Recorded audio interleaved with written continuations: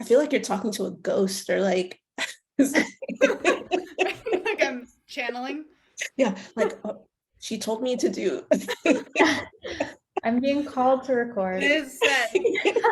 This is how cults get started. Yes. Well, Do you see who has a cult? Kanye West has a cult now, apparently. not so come on, that we knew that was coming.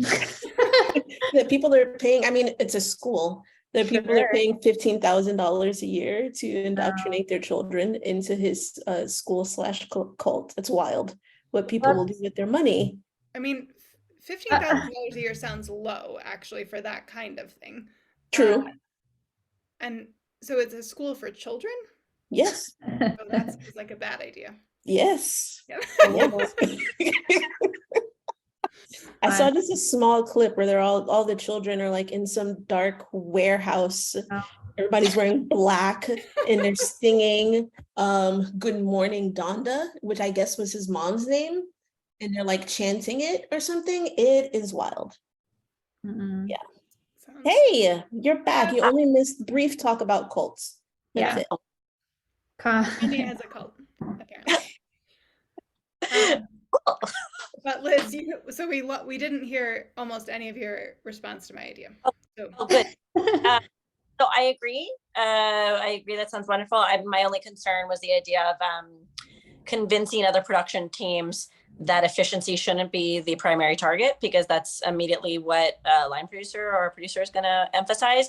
But that's our challenge, right? That's what we're supposed to be doing, is redesigning the framework, how you think about these things. That's all. That's what I said.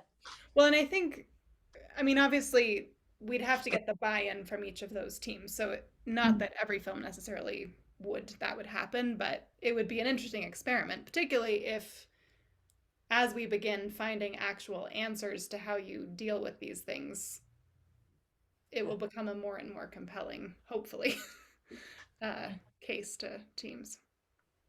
I have a question on that, and as well, kind of off of that too, but do you want to finish about where you're at? Oh, sure. Yep. Okay, so on the nuclear project, which we're assuming might be the pod project, we have spent the last week and a half talking with the director who might direct it. As you'll see when you read, I don't want to give anything away because I want you to read it fresh, but there's some sticky stuff in the script that we're sort of figuring out if we can have the same vision for. So that's been really exciting. And I hope it works out, or just I always really believe that the right person says yes. So if it doesn't work out, that's okay. But we've been having really exciting conversations. So Christian and I are going to write our second draft next week, based on all the notes we've collected, and then I'm going to call a brain trust and have you read it. And if the director says yes, we'll start sending it out to producers, which I might ask, once you've read it, if there's anybody who comes to mind. It's pretty specific, so you might be like, this person would be into it and nobody else I know. So if you have any producer ideas, that would be great, and we have some ideas too. Are we reading this draft, or are we reading the next one? We're gonna read the next one, but we didn't get very big notes, so we think we can do it. Okay. Turns out that talking about your idea for 6 months before actually really makes the first draft go better than a normal first draft. Yeah. So it feels like, and if the director says no, we might go first to producers before trying to attach a different director, or we might talk to other directors. But I think it feels like hopefully we'll have a team, like a core team, in the next month or two, and then pick shoot dates, which it's set in the winter. So it clearly can't be this winter, so it'd probably be towards the end of a year from now. With the caveat that most of the film takes place inside of a nuclear power plant, so it's possible you could shoot the interiors at some other time of year and just come to Idaho in the winter for the exteriors. It takes place in Idaho. Are we still factoring in potentially equity or non-equity crowdfunding into our timeline? Like, I like the idea of us just picking the date and going forward and figuring it out and not waiting on that. But is anyone else putting that or leaning on that in terms of fundraising? I hope so. I might. Yes. Yeah. I'll see what's Yes. up with the Studio Fest friends, but yeah. So then the timeline of these projects, like we should probably, maybe not in the next 12 minutes, figure out then the equity crowdfunding piece of this, but it could be a world where, Courtney, I don't mean to make decisions for you, but it could be post funds, right? Or post funds. That might be, Okay. part of it. I have a question on what does documentation or what does the experiment itself, I guess, sort of look like? Like if the team I'm working with is like, yeah, let's experiment, let's lay out these principles and figure out what works and doesn't for this format. What does that actually entail? Is it like writing out, is it like production report kind of style of like, here's how it worked or didn't? Are we doing like, is it like a BTS style thing of like, here's what we're doing today, here's everyone's sort of takeaways, like social media version of that? Or what actually is the experiment? I guess the way I had envisioned it, particularly with like an early sort of like try it out experiment, would be that maybe we would have a brain trust with us and you and maybe your team if they wanted ahead of time, where we like go through the guiding principles and try to talk through what that could mean. Yeah. And help you problem solve, and then afterwards do just like a debrief meeting about it, and where we could ask you questions and you could and hopefully you'd have taken like notes just so you remember details. Yeah. But in my mind, it doesn't need to be anything as like formal as daily journals or anything like that. Cool. I was like, I should start my freaking TikTok on this thing and be like, here's what we're doing. Yeah, so do that. But yeah, it might actually be interesting to start with shorts too, just because it's a quicker like, okay, here, and then maybe too for documentation, we're like, oh, actually here's a better way to do this, because features are just like so all consuming. So it's probably good to work out the logistics of it, not while also on shooting feature. So I can talk to all 2 members of my team and see if they're down. I'd imagine they are. Like one's an actor, filmmaker, like artist, and the other's like director, DP, whatever, filmmaker person. So I feel like they'd be excited to join the party, but I can talk to them, and if they are, maybe we can do a brain trust and be like, okay, here's what it is. Are you actually interested? Like, here's how we can test it out and see how it goes. And if it's a disaster, then we can just be like, we haven't tested it yet. We're waiting for we did test it. We did test it. It really didn't work, which is super useful. Fiery trial run where we did a bad job documenting things. Yeah.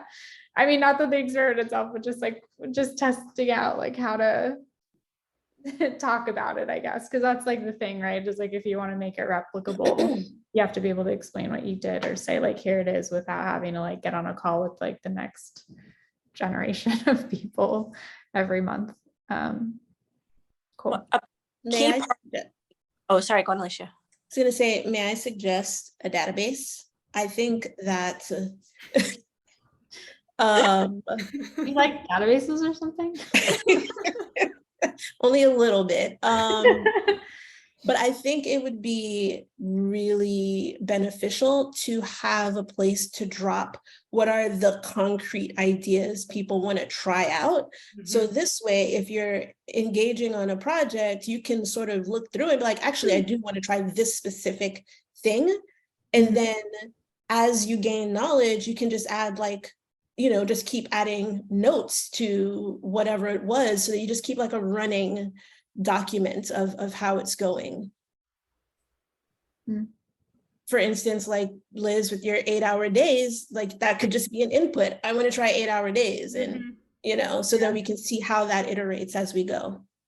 Yeah, I agree. I'm also just thinking about the original pitch for this was this bulk buying idea. And is there a way to do some sort of, I'm also doing a proof of concept in January, strangely, and as a short. And is there a world where we can work together for a common insurance policy or some sort of equipment vendor or something on shorts first? I don't want to derail us in any way, because I know that the features are a priority too, but saving money, I think, was a priority for us early on. Yeah. Well, and if we're planning to shoot the features next year, Yeah. we could buy a year-long insurance policy, maybe. Yeah. Yeah, that is an advantage of it being we do have an LLC.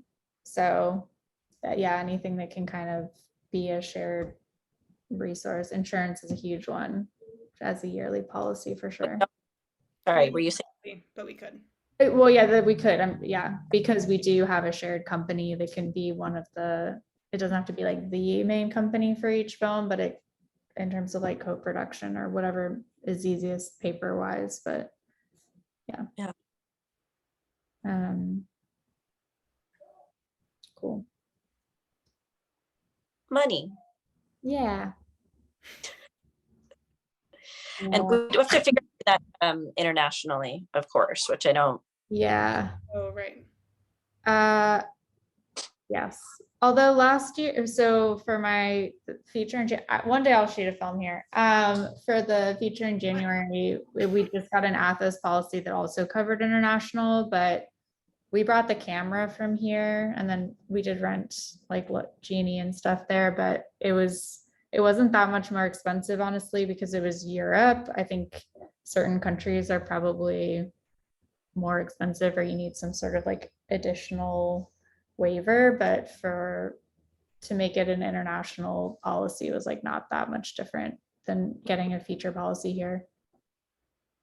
I think too, because the budget was so it was like not a. I can look for the numbers if it's helpful, but yeah. Okay. Yay. Cool. I want to shoot my feature in Miami, which feels like a very hostile place to shoot. I don't know why, because that's the only place I've ever shot, but there's a huge film community. There is a huge film community. What is your new project, by the way? So the new project is about these two women who have a one-night stand. It's super tropey, but taken seriously. They have a one-night stand in Vegas and wake up married, and allegedly are supposed to go on their separate ways, but it doesn't work like that. One of them is from what is called sort of the Black elite, which are these really wealthy Black families that started around the 1800s and are sort of like this separate class of people, highly educated, usually very light skinned, and these are the things that they value.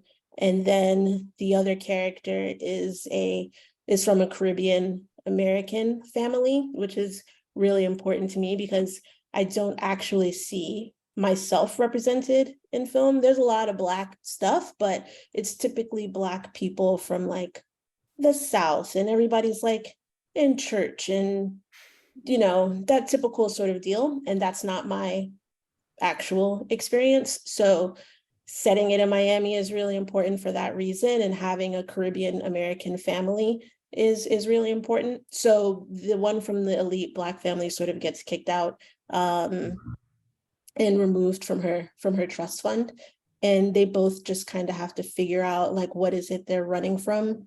A typical love story, except through the lens of queerness and Blackness and immigrants, etc.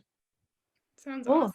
Yeah, it sounds great. So I haven't actually like written, I haven't written a dime yet. I've only done like, I don't know why I said a dime, but I've only done like some very light like thinking about where do I want it to go and who kind of do I want these people to be. So But you've got your elevator pitch. Yeah. Do you work off an outline and need outline notes too, or thoughts if it's helpful? oh, me and outlines, I hate Not them. an outline person. Okay. Oh, I hate them. Like, I feel like the problem I have with outlines is like, if I only do film because I want to see it, because I'm a fan. It's not really for anybody else. So if I think it through, then I'm satisfied.